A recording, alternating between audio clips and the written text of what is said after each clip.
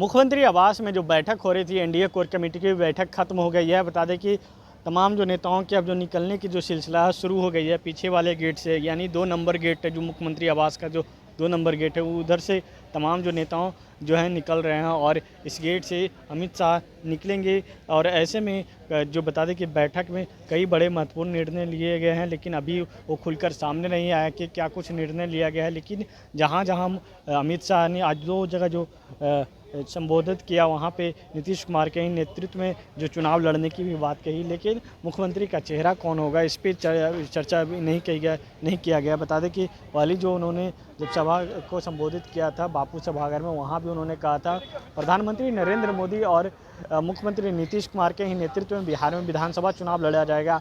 और ऐसे में लेकर जो है ये अंदर कोर कमेटी की बैठक हो रही थी। तमाम जो नेता जो एनडीए के जो तमाम बड़े नेता हैं, चाहे चिराग पासवान हो, चाहे जीतन राम मांझी हो, चाहे उपेंद्र कुशवाहा हो, इसके साथ ही साथ जो नीतीश कुमार यानी जेडीयू के कोटे से जो तमाम जो मंत्री थे, जो वरिष्ठ मंत्री विजय कुमार चौधरी, विजेंद्र यादव, ऐसे जो तमाम मंत्री थे वो अभी अंदर मौजूद थे। केंद्रीय मंत्री ललन सिंह, तमाम लोग मौजूद थे और तमाम लोगों के मौजूदगी में बैठक हुई और कई बड़े निर्णय भी लिया गया। और कैसे में मुख्यमंत्री नीतीश कुमार को लेकर जो चर्चाएं थी कि क्या मुख्यमंत्री नीतीश कुमार के नेतृत्व में चुनाव लड़ा जाएगा, उस पर जो है संशय जो है ख़त्म हो गई है। लेकिन अभी चेहरा कौन होगा, यानी चुनाव का विधानसभा चुनाव का परिणाम आने के बाद मुख्यमंत्री कौन होगा, इस पर अभी जो है संशय बनी हुई है। बता दें कि अंदर जो बैठक आधे घंटे तक बैठक चली और बैठक ख़त्म हो गई है। वो मुख्यमंत्री नीतीश कुमार से मुलाकात करने के बाद अमित शाह अब दिल्ली के लिए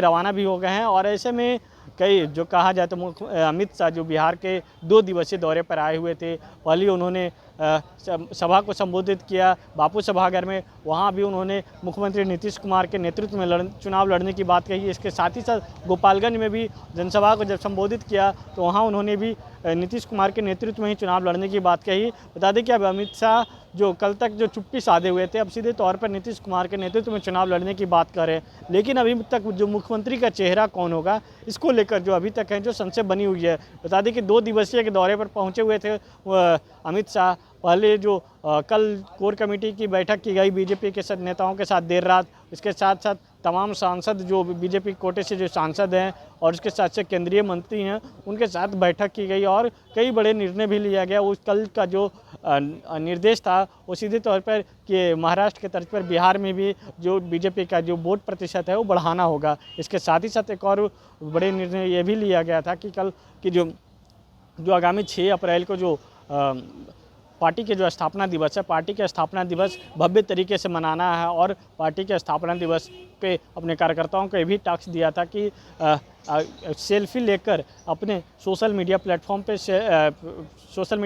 पर शेयर करें, अपने घर पर जो बीजेपी का जो झंडा है झंडा लहराएं। और ऐसे में उन्होंने ये भी कल दिशा निर्देश दिया था कि अगर 14 अप्रैल को जो बाबा साहब अम्बेडकर की जो जयंती है, उस जयंती को भी भव्य तरीके से मनाने का काम करे कार्यकर्ता।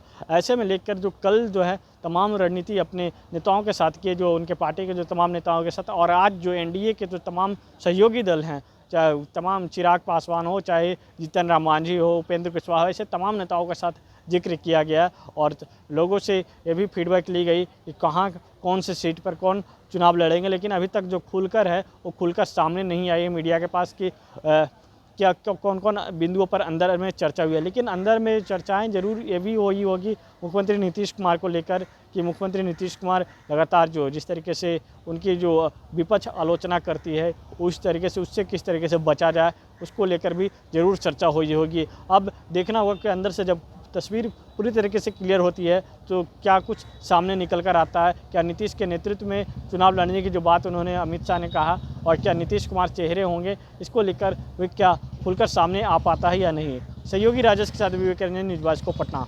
विश्व स्तरीय मेडिकल सुविधाओं से युक्त रांची का देवनिका हॉस्पिटल, जहां है neonatal ICU, burn intensive care unit, modular operation theatre, 24/7 emergency trauma service, multi disciplinary ICUs, emergency care, MRI, CT scan, advanced cath lab, fully automated path lab, eco, ultrasound, ultra modular patient beds और pharmacy.